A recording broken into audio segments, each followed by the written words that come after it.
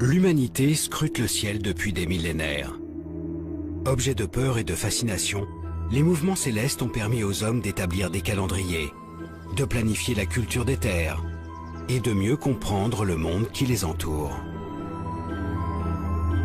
Petit à petit, les scientifiques ont mis au jour un espace gigantesque, peuplé de planètes, d'étoiles ou de gaz. Le tout réuni dans des centaines de milliards de galaxies. Leurs observations nous ont emmenés bien au-delà de notre planète.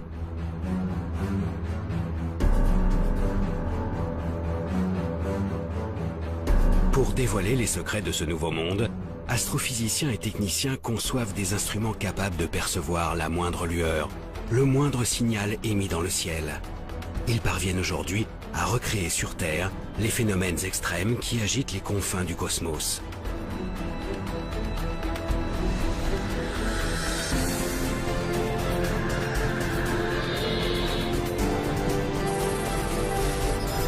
Pourtant, tout ce que nous avons découvert ne constitue qu'une infime partie de notre monde. Des forces et des objets d'une nature mystérieuse demeurent invisibles à nos yeux et à notre esprit.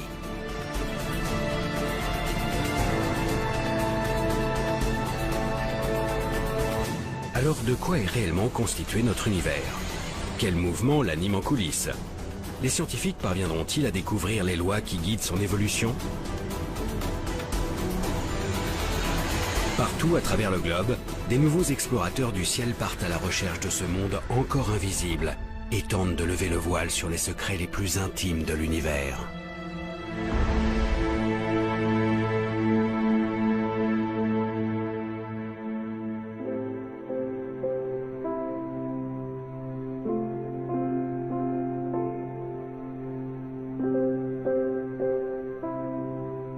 L'homme a toujours cherché à repousser les limites de son territoire. Il a arpenté la planète et exploré ses moindres recoins.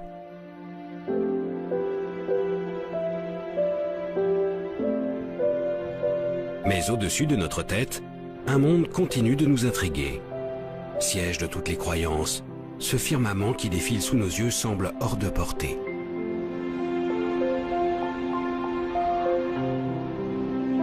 Roland Le Houcq est astrophysicien, un astronome des temps modernes. Outre ses travaux remarquables sur la forme de l'univers, il est aussi passionné par l'histoire des sciences. Au fil du temps, les hommes ont développé des clés pour comprendre ce ciel impalpable et intangible. Elles ont permis de l'analyser et d'aller au-delà de ce qui est perceptible depuis la Terre. L'astronomie et l'astrophysique se sont effectivement construites contre les apparences qui s'imposent à nos sens. Quand on sort et qu'on regarde le ciel la nuit, on voit les étoiles se lever, culminer, se coucher, puis le soleil se lève, culmine, se couche. On a vraiment l'impression que les étoiles et le soleil tournent autour de la Terre. Et donc du coup, ces apparences qui s'imposent à nous, il a fallu les dépasser dans un certain nombre de cas. Si le sol sur lequel ils marchent leur semble plat, les savants de la Grèce antique découvrent pourtant il y a 2500 ans que la planète est ronde. Et alors que toute la voûte céleste semble tourner autour de lui, Nicolas Copernic comprend 2000 ans plus tard que c'est en fait la Terre qui tourne sur elle-même et autour du Soleil. Aujourd'hui, même ce Soleil n'est plus au centre de notre monde. Depuis le début du XXe siècle, nous avons la preuve qu'il fait partie d'un immense regroupement d'étoiles, la Voie lactée. Une galaxie, comme il en existe des centaines de milliards. Toutes ces découvertes ont évidemment bouleversé l'idée que l'on se faisait de la place de l'homme, de l'humanité, et la place de la Terre dans l'univers.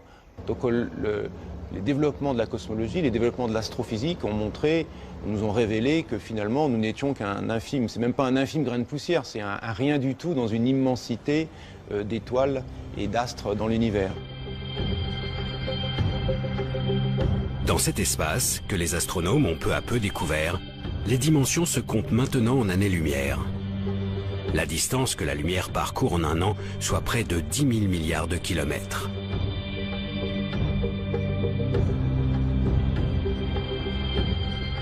Depuis notre petite planète, nous commençons donc à entrevoir la réalité du monde. Une immensité qui donne le vertige. Pourtant, Plus les scientifiques explorent l'univers, plus ils révèlent sa complexité.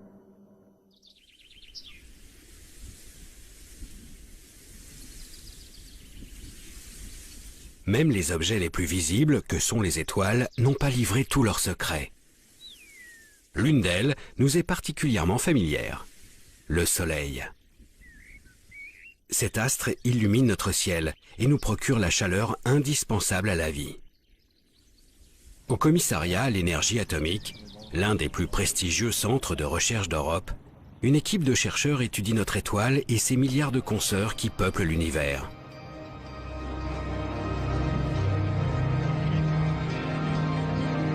Grâce au réseau de télescopes et d'instruments de mesure disséminés sur Terre et dans l'espace, les scientifiques dissèquent ces astres, scrutent leurs moindres variations lumineuses et sondent les mouvements qui animent leur cœur.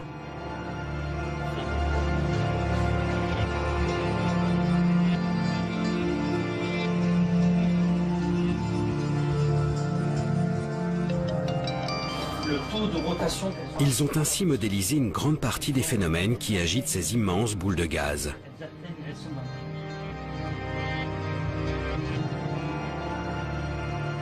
Pourtant, les conditions de leur naissance leur échappent toujours. Pour élucider ce mystère, l'Agence spatiale européenne lance en 2009 le plus grand télescope jamais envoyé dans l'espace, le satellite Herschel. À son bord, un miroir de 3,50 m et une batterie d'instruments de précision refroidis à moins 270 degrés en permanence.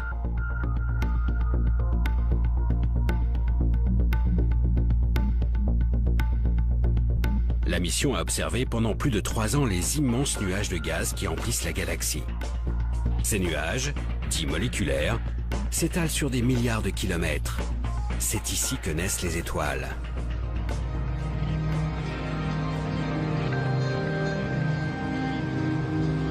Coordinatrice d'un des programmes d'observation du télescope, Frédérique Mott travaille aussi au commissariat à l'énergie atomique.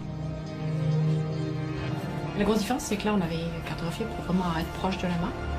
Aujourd'hui, elle analyse les précieuses données fournies par le satellite. Herschel a permis de faire des grandes cartes de milieu moléculaire avec une très fine résolution, donc permettant d'observer à la fois la structure du nuage et les petits grumeaux de nuages qui vont former après les étoiles. C'est en fait la possibilité d'observer de manière simultanée ce qu'on appelle les proto-étoiles et la structure du nuage qui nous apporte énormément dans notre compréhension de la formation d'étoiles. Ça suffit avec cadré. Super bulle ici. Grâce aux clichés pris par Herschel, les chercheurs ont ainsi été les témoins de l'apparition d'étoiles. Sous l'action de leur propre masse, ces grands nuages de gaz s'organisent en filaments et forment petit à petit des bulles de matière. Ces grumeaux finissent par s'effondrer sur eux-mêmes et créent de véritables brasiers de gaz. Ces points lumineux apparaissent clairement sur les images du télescope. Chacun de ces foyers donnera naissance à une colonie d'astres incandescents.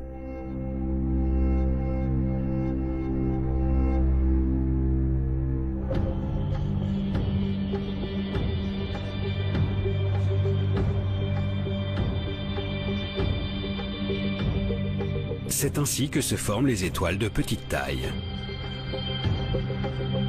Mais ce sont les étoiles massives qui intriguent le plus Frédérique Mott. Des étoiles parfois 300 fois plus grosses que notre Soleil et dont la formation échappait jusqu'à maintenant à nos observations.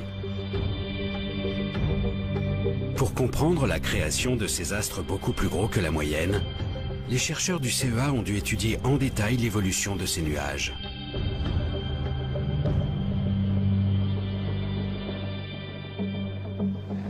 Notre résultat intéressant d'Herschel a été de s'apercevoir qu'il existait certaines zones qui étaient souvent le centre des nuages moléculaires massifs, où on avait un enchevêtrement tel de filaments qu'on avait une convergence de matière à ces points-là, ce qui permettait de former non plus une petite collection d'objets de faible masse, d'étoiles de type solaire, mais plutôt une étoile très très massive, voire même plusieurs étoiles massives, et donc une population vraiment différente de ce que l'on connaissait jusque-là.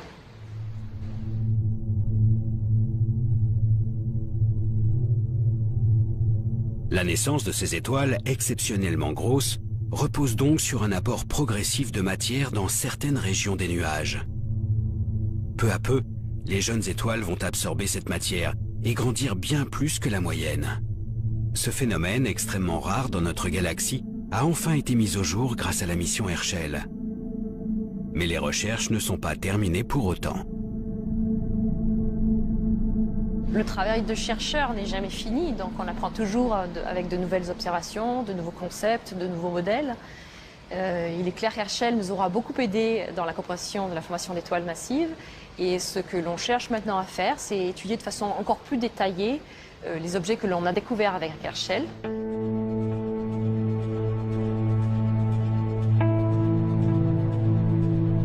Les étoiles massives continuent de passionner la communauté scientifique.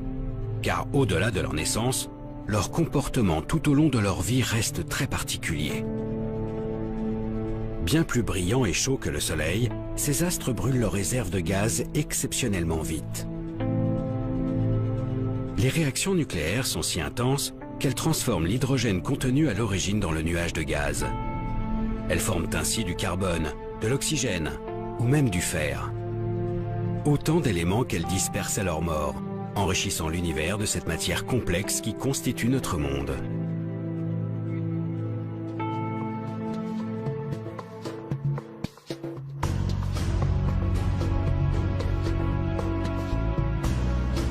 Gaz, métaux et molécules en tout genre, les astrophysiciens commencent à entrevoir d'où viennent les éléments qui nous entourent.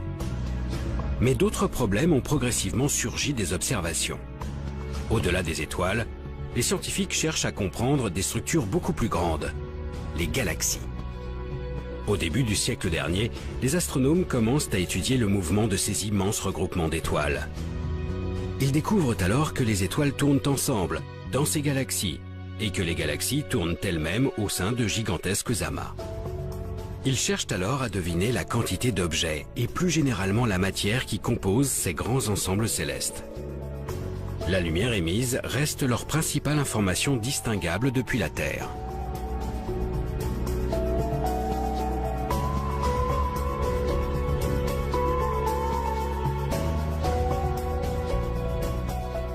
Quand il y a beaucoup de lumière, il y a des étoiles. Quand il n'y a pas beaucoup de lumière, il y a moins d'étoiles. Vous voyez, je dis ça, disons, très grossièrement, mais l'idée est là.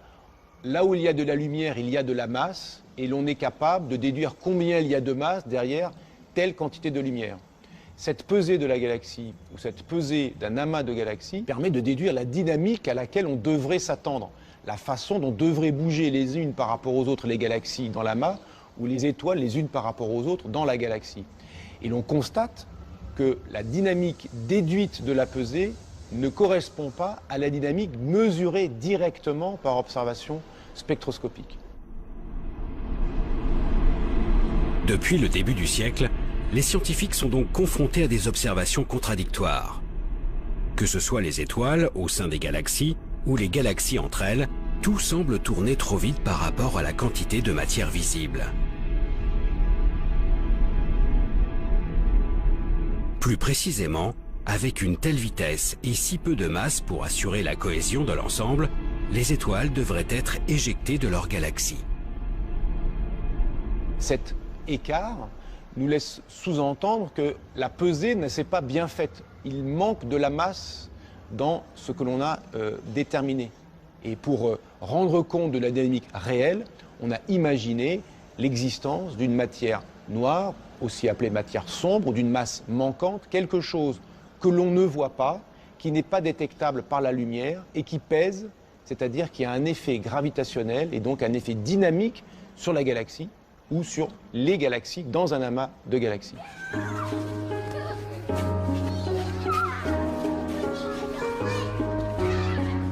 Malgré un siècle de vérification, les étoiles continuent de tourner trop vite. Tout se passe comme si une partie de la masse de l'univers était cachée. Une masse contenue dans une matière invisible et qui baignerait notre monde. Une matière différente de celle que nous connaissons.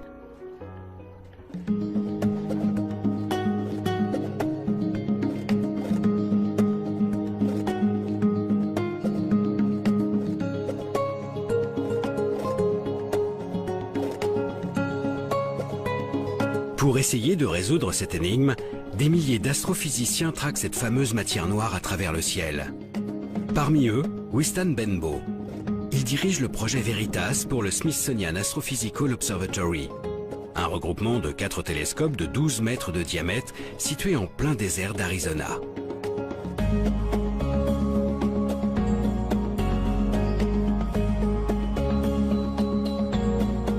L'air y est suffisamment sec et la nuit suffisamment noire pour permettre les meilleures observations. Ici, l'astrophysique recherche de l'inconnu.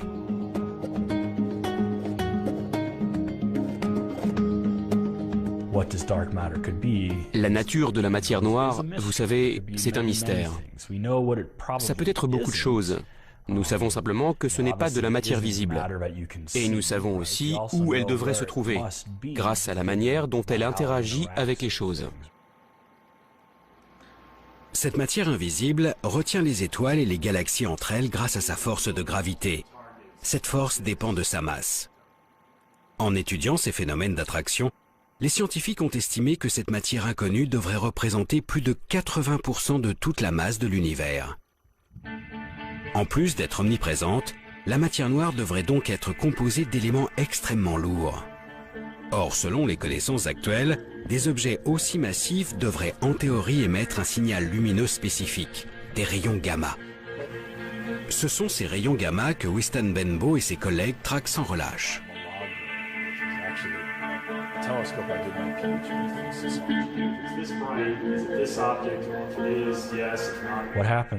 Ce qui se passe, c'est que la matière noire interagit avec elle-même.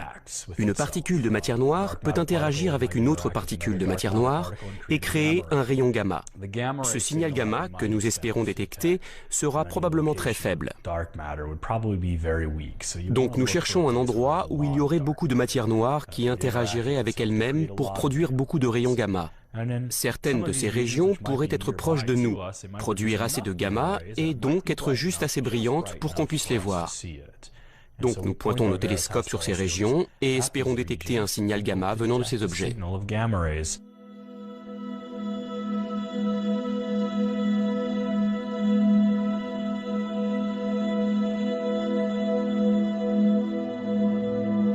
Wistan Benbow suit donc avec une attention toute particulière le centre de notre Voie lactée ainsi que nos galaxies satellites.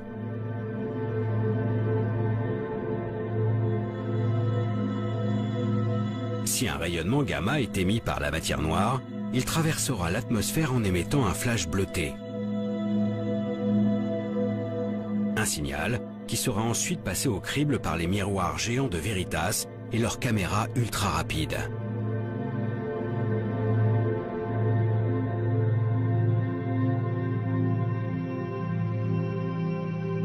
Pour le moment, aucun télescope n'a enregistré de telles manifestations. Les yeux braqués sur le ciel, les scientifiques continuent chaque jour de traquer cette matière noire si discrète. Pour aller plus loin, il sera nécessaire de construire de plus grandes infrastructures. Il y a bien sûr des projets qui vont dans ce sens, mais nous aurons besoin de beaucoup plus de télescopes.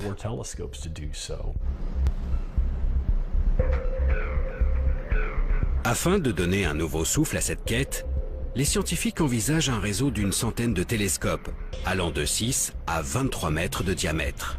Le réseau CTA pour Cherenkov Telescope Array. Il réunit 200 instituts de recherche venant des 4 coins de la planète. Aujourd'hui, les 10 000 mètres carrés de miroirs nécessaires à la construction sont encore en phase de test et le projet devrait voir le jour d'ici quelques années. Quand il sera opérationnel, il permettra de déceler des apparitions de la matière noire au sein de notre cosmos.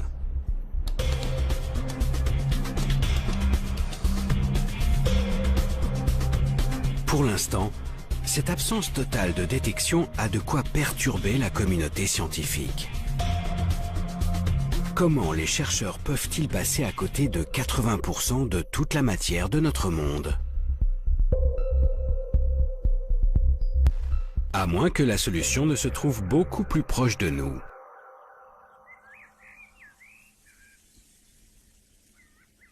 Si cette matière exotique emplit tout l'univers, et en particulier notre galaxie, nous devrions forcément pouvoir en trouver sur Terre.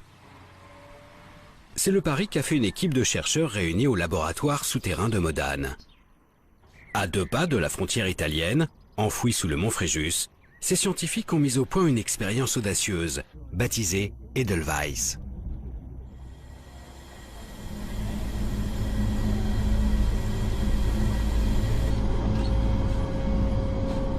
Le but, détecter directement les éléments qui composent la matière noire. Là, je suis remuté. Et tu la prépares. Depuis plus de 15 ans, le physicien Jules Gascon et ses collègues travaillent donc à la mise en place d'un super détecteur muni de 36 capteurs. Au centre de chacun d'eux, un minuscule cristal de germanium, composé de milliards d'atomes. Si une particule de matière noire vient percuter le noyau d'un seul de ces atomes, il sera déplacé. La température du cristal augmentera et produira un léger courant électrique. Ces indices permettront de caractériser la particule à l'origine de ce choc. Cependant, d'innombrables facteurs peuvent venir perturber ces mesures ultra-sensibles. Le problème, c'est que la nature n'est pas stable. Dans la nature, il y a toujours quelques noyaux qui sont instables dus à la radioactivité naturelle. Et cette radioactivité naturelle va bouleverser la vie de ces noyaux, les faire reculer, les faire bouger, ce qui donnerait donc des faux signaux de choc.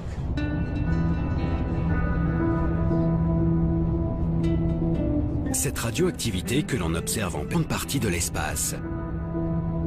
Un rayonnement qui traverse l'atmosphère et perturbe toute la matière sur son passage.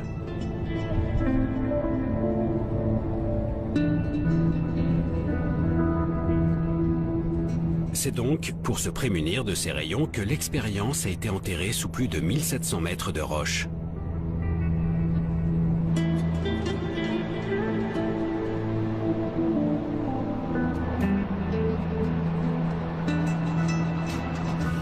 Mais pour avoir le calme absolu au sein des détecteurs, les physiciens ont dû aller encore plus loin. Une fois qu'on est sous la montagne, on a réglé la moitié du problème parce que il y a la radioactivité qui nous vient de l'univers, mais il y a aussi la radioactivité qui vient de la roche. Bien que cet endroit soit tout à fait ordinaire, c'est un taux de radioactivité naturelle qui est au-delà de ce qui est acceptable pour détecter les très rares signaux qu'on recherche. Et donc, on a un système de poupées russes, de différents assemblages d'écrans qui nous protègent de la radioactivité ambiante, de la radioactivité de la roche qui nous entoure, du béton qui nous entoure, des personnes qui nous entourent. Sous la montagne, les 36 détecteurs sont donc mis à l'abri derrière des écrans de polyéthylène et placés sous une épaisse cloche de plomb. Ici, seules des particules de matière noire peuvent les atteindre. Mais un dernier détail reste à régler, la température.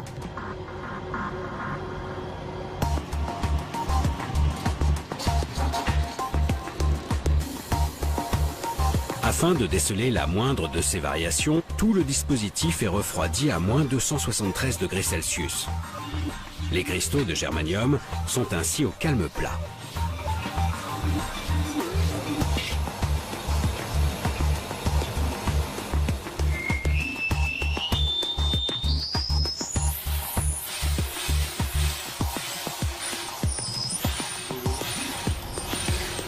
Mais tout le restant du rhum, c'est bon.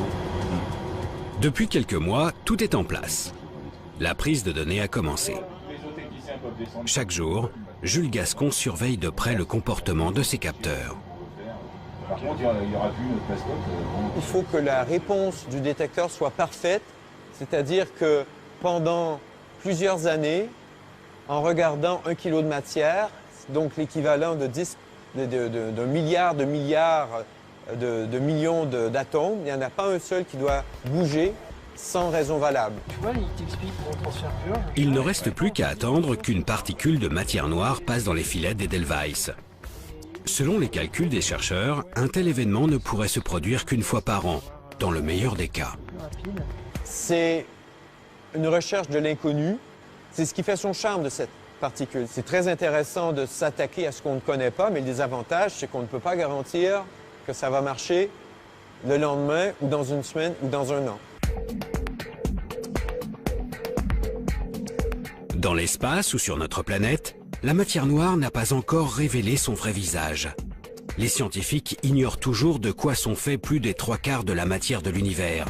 Un problème de taille dans notre compréhension du monde. Ce n'est pas une perturbation, ce n'est pas un petit supplément, c'est vraiment une quantité appréciable de matière de nature encore inconnue qu'il faut ajouter pour rendre compte de certains aspects dynamiques de notre univers. Et donc, évidemment, la découverte de cette matière sombre serait une découverte majeure dans la physique, notre matière ordinaire n'étant finalement que l'écume de l'ensemble de la matière de l'univers, ne représentant qu'une petite partie de l'ensemble de la matière de l'univers. Sans cette matière inconnue, l'univers ne tourne pas rond. Le mouvement des étoiles et des galaxies reste inexpliqué. Pourtant, la matière n'est pas l'unique clé de voûte de notre univers. En dehors de son contenu, des forces colossales animent le cosmos, à commencer par la gravitation, cette force qui nous attire vers la Terre. De manière plus générale, la gravité a structuré notre système solaire, notre galaxie et ses centaines de milliards de consoeurs. Les scientifiques estimaient donc qu'il s'agissait de la force dominante de l'univers. Mais une découverte changea la donne. Dans les années 30, les astronomes remarquent pour la première fois que toutes les galaxies distinguables semblent s'éloigner de nous.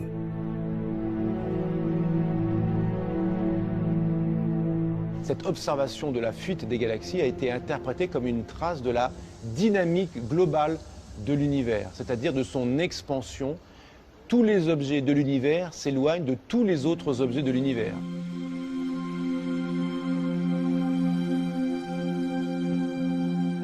L'espace grossit donc au fil du temps, et toutes les distances augmentent. Visiblement, l'attraction qu'exerce la force de gravité peine à retenir les structures du cosmos entre elles. Mais ce n'était que le premier coup porté à la gravitation.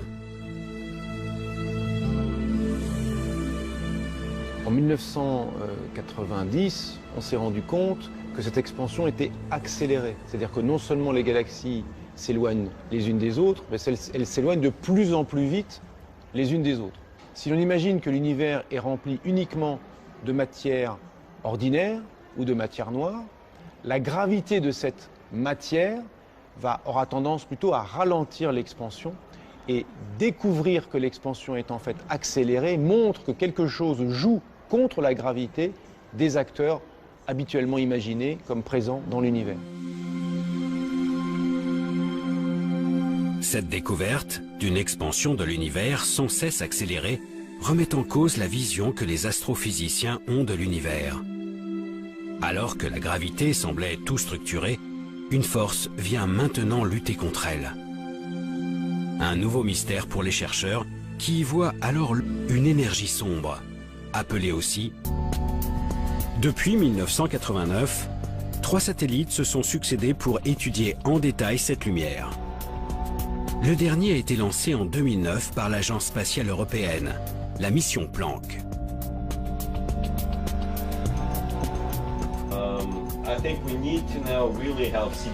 François Boucher est justement l'un des initiateurs de ce projet. Depuis des années, le cosmologue décortique les données fournies par le satellite. Ces images ont révélé avec une précision inégalée les différences de température dans cette lumière du fond du ciel. Seulement quelques millièmes de degrés pour les plus grands écarts. Des petites variations qui reflètent le contenu de l'univers à ses premiers instants. C'est comme l'empreinte des conditions à cette époque. L'empreinte au sens littéral, c'est-à-dire quand vous avez l'empreinte d'un animal disparu dans la boue, ça vous permet de reconstituer beaucoup de choses comme son poids et peut-être même d'envisager la manière dont il se déplaçait.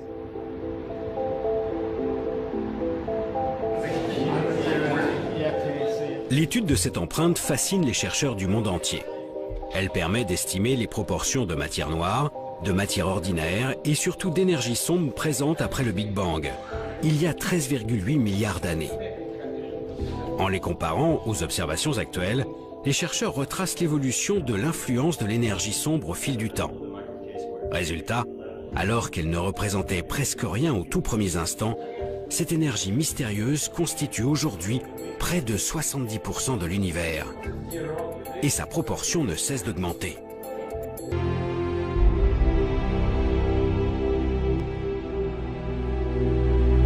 C'est la seule certitude que les chercheurs aient actuellement. L'expansion de l'univers n'est pas prête de s'arrêter.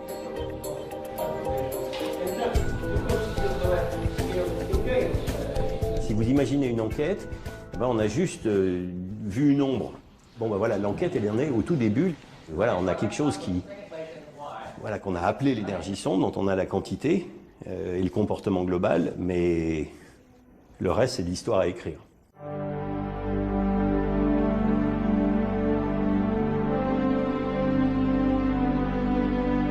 Finalement, en écartant cette énergie énigmatique ainsi que la matière noire, les chercheurs se rendent compte qu'ils ne connaissent vraiment que 5% de la composition de l'univers.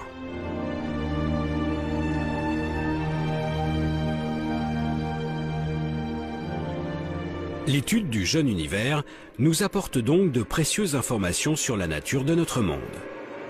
Mais malgré le perfectionnement des techniques d'observation, cette première lumière émise par l'univers reste le signal le plus ancien que les chercheurs sont en mesure de capter. Un horizon au-delà duquel les observations du ciel ne semblent plus possibles. Afin de comprendre toujours mieux les mécanismes qui animent le cosmos, les scientifiques se sont finalement tournés vers leur imagination. Le fait que l'univers soit en expansion permet de tirer une conséquence immédiate. En remontant le film de l'expansion, on s'est dit que dans le passé, lointain éventuellement, l'univers était plus dense et plus chaud qu'il n'est actuellement. Selon leurs calculs, les astrophysiciens estiment qu'à ses débuts, l'une des températures 100 000 fois plus élevées que celles qui règnent au centre du Soleil. Des milliards de degrés.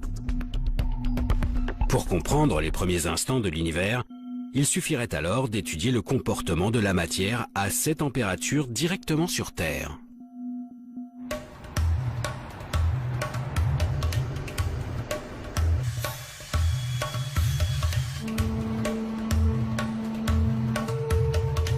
Il y a plus de 20 ans, à 2 pas de Genève, les scientifiques du monde entier se sont donc lancés dans une aventure sans précédent. Construire la plus grande machine de tous les temps, le LHC.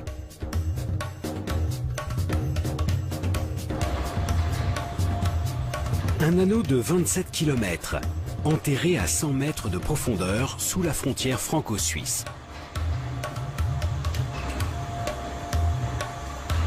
Le tout est jalonné de cavités mesurant des dizaines de mètres et qui accueillent les détecteurs les plus gros de la planète.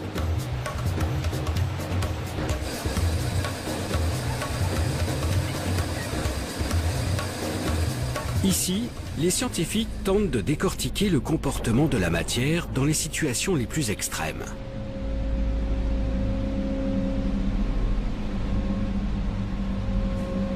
Depuis 2004, la chercheuse Gaëlle Boudoul travaille au sein de cette collaboration, réunissant des milliers de chercheurs et des dizaines de nationalités. Dans ce grand tunnel de 27 km, vous avez des particules dans un sens et des particules dans l'autre sens. Un peu comme une autoroute, où vous avez des voitures de chaque côté.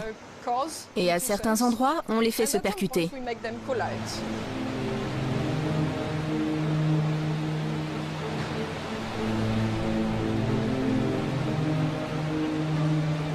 Le LHC, cet immense tunnel, sert donc à accélérer des faisceaux de particules. Des noyaux d'atomes de plomb par exemple. Grâce aux 9000 aimants installés tout autour de cet accélérateur, ces particules sont lancées à une vitesse faramineuse. Lorsqu'elles atteignent près de 300 000 km par seconde, les deux faisceaux sont déviés de leur trajectoire et se percutent de plein fouet. Une énergie considérable est dégagée, faisant éclater les noyaux de plomb en une multitude de sous-particules. Tout l'enjeu est de saisir ces produits de collision grâce aux différents détecteurs.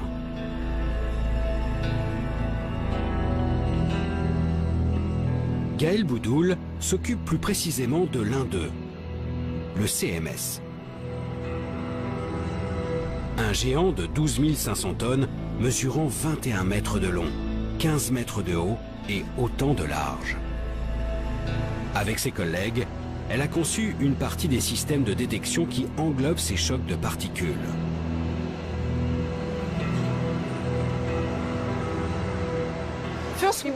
Tout d'abord, nous voulons couvrir l'intégralité de l'espace, ce qui veut dire que nous avons besoin d'avoir un détecteur qui fasse tout le tour. C'est la première explication de pourquoi c'est si grand.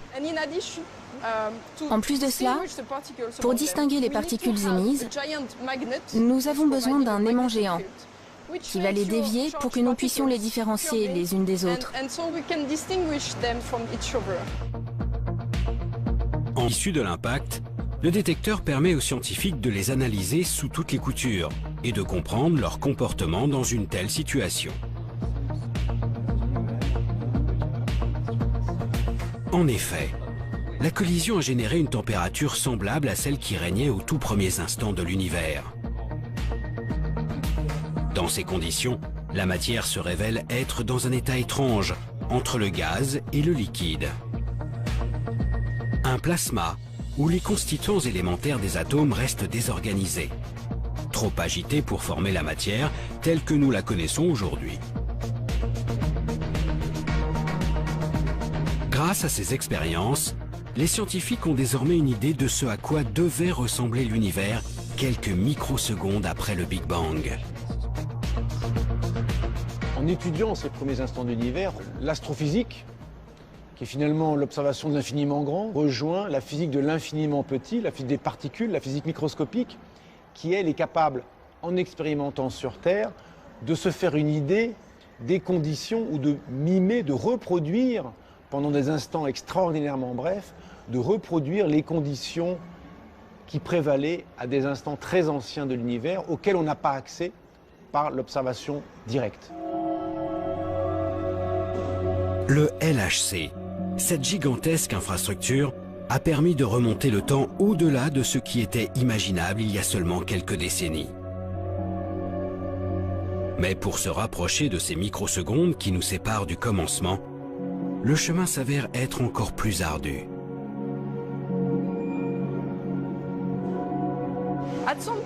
À partir d'un certain point, nos lois physiques ne sont plus valables. Nous pouvons toujours imaginer ce qu'il se passe. Il y a de nombreuses théories qui essayent de comprendre cela. La seule chose, c'est qu'on ne peut pas tester ces théories, parce que nous n'avons aucune expérience pour comprendre ce qu'on pourrait appeler le premier instant. Mais si vous revenez dans 20 ans, peut-être que nous aurons une meilleure idée.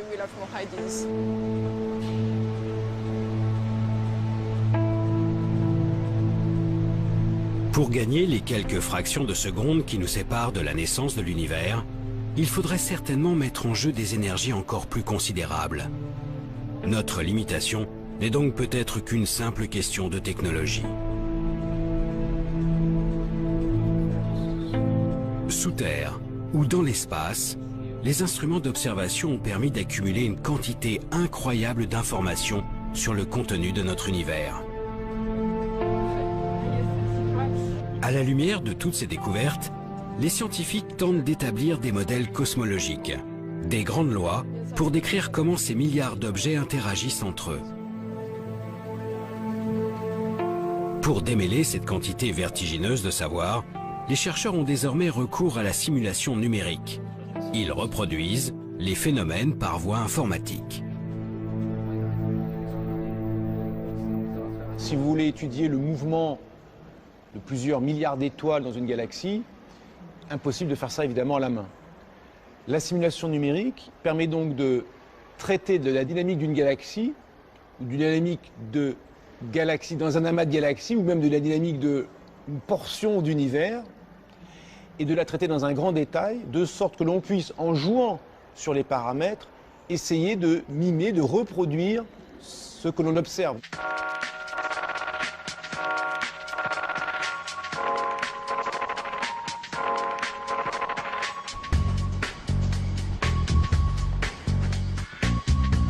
À l'Observatoire de Paris, l'une des plus grandes institutions mondiales d'astronomie, un cosmologue a poussé ce nouvel outil exceptionnellement loin.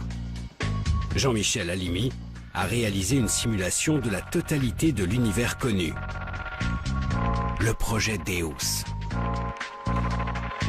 Son but, comprendre la formation de notre monde depuis la première lueur, il y a 13,8 milliards d'années jusqu'à nos jours.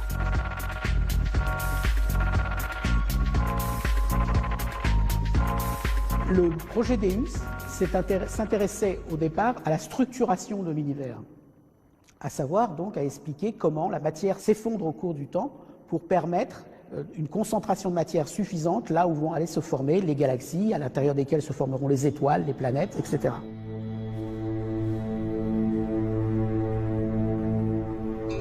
Afin de réaliser cette simulation inédite, Jean-Michel Halimi a dû prendre en compte l'ensemble des observations menées jusqu'à ce jour. Les objets visibles recensés, mais aussi bien sûr les effets de la matière noire et de l'énergie sombre. Et cela à toutes les époques de l'univers.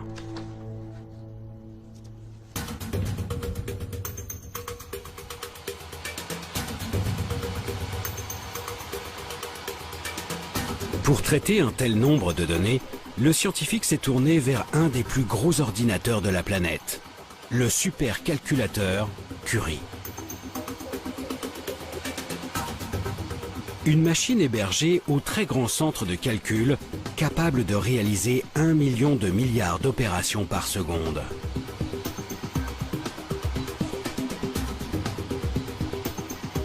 Le projet a nécessité 30 millions d'heures de calcul, répartis sur les 80 000 processeurs de cet ordinateur hors norme. Utiliser une machine comme l'ordinateur Curie dans sa totalité, c'est quelque chose qui n'avait jamais été fait, spécialement en poussant tous les aspects de la machine à leurs limites. Les moyens de calcul, les moyens de communication entre les différents éléments de l'ordinateur, la gestion d'une quantité phénoménale de données. À ce niveau, les choses n'avaient jamais été tentées. Les résultats obtenus fournissent une vue de l'univers à grande échelle inexistante jusqu'à ce jour. La matière s'agence au fil du temps pour former de longs filaments qui créent petit à petit des galaxies et des amas de galaxies. Entre ces filaments, de grands vides apparaissent. L'univers, très homogène à ses débuts, se structure peu à peu. Grâce aux possibilités que lui offre la simulation numérique, Jean-Michel Halimi peut tester différents scénarios de formation de notre monde. Qu'est-ce que signifie un univers structuré? C'est un univers où la matière s'est effondrée et suffisamment condensée pour créer des lieux de formation des galaxies. Premier indice caractérisant cette structuration, c'est par exemple le nombre d'objets formés dans le scénario en question. On va en former plus ou moins et de masses différentes, de concentrations de matière différentes. Certains vont former des objets de petite masse, d'autres de plus grande masse, etc. Une autre façon de caractériser cette structuration, c'est de voir comment ces objets sont répartis dans l'espace. On est capable de relier leur propriétés de distribution spatiale au déroulement de l'expansion de l'univers tout au long de l'histoire de l'univers. D'une simulation à l'autre, le cosmologue fait varier des paramètres, comme la quantité de matière noire ou l'influence de l'énergie sombre.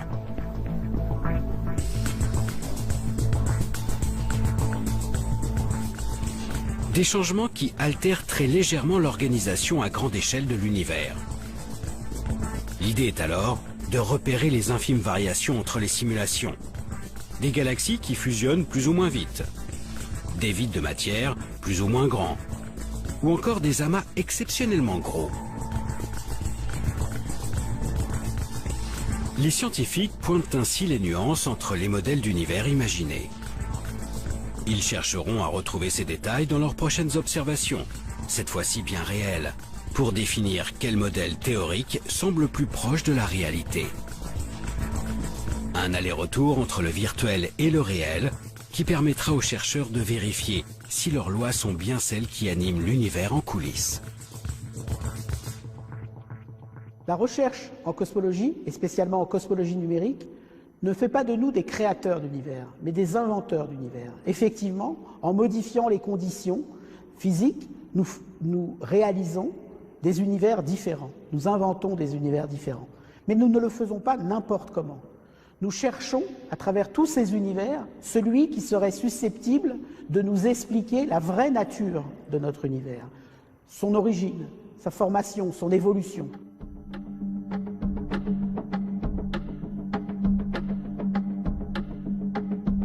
Comprendre la vraie nature de l'univers. Depuis plus d'un siècle, les astrophysiciens et les cosmologues de toute la planète ont découvert ce monde gigantesque. En l'observant, en tentant de l'expliquer, ils se sont donné les outils pour apprivoiser ces échelles de temps et d'espace incommensurables. Ce que l'on peut finalement trouver assez extraordinaire dans la cosmologie, dans l'astrophysique, dans ces disciplines qui étudient l'univers dans son ensemble, c'est que finalement on est capable de mettre l'ensemble de l'univers dans une boîte, notre cerveau, de le décrire, de le comprendre dans une certaine mesure, et ça ne lasse pas de surprendre.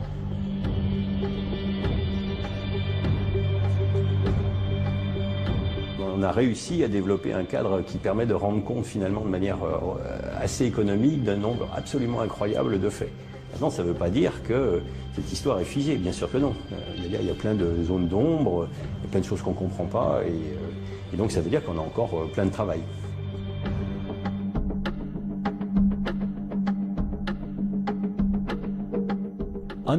Comprendre ce qu'est la matière noire est un des plus grands enjeux du XXIe siècle, en astrophysique et en physique en général. Nous ne connaissons pas près de 85% de toute la matière de l'univers. Si vous sortiez de chez vous et que 85% du monde qui vous entoure vous échappait, vous seriez un peu paniqué. C'est une partie de la physique où on s'attaque à des questions, à des phénomènes rares, à des nouvelles observations. C'est un travail de patience et parfois aussi de chance. En persévérant dans nos observations, en découvrant de nouveaux objets célestes, nous finirons peut-être par lever le voile sur les zones d'ombre de l'univers. Demain, réussirons-nous à identifier enfin cette matière noire qui baigne notre cosmos? Alors que nous commençons à entrevoir les prémices de sa formation, parviendrons-nous à prédire la fin de notre monde? Cette quête acharnée pour comprendre l'univers semble infinie. Chaque réponse apporte son lot de nouvelles questions, si bien que nous pouvons finir par penser qu'en dépit de nos avancées, certaines clés resteront peut-être inaccessibles à notre simple condition d'humain.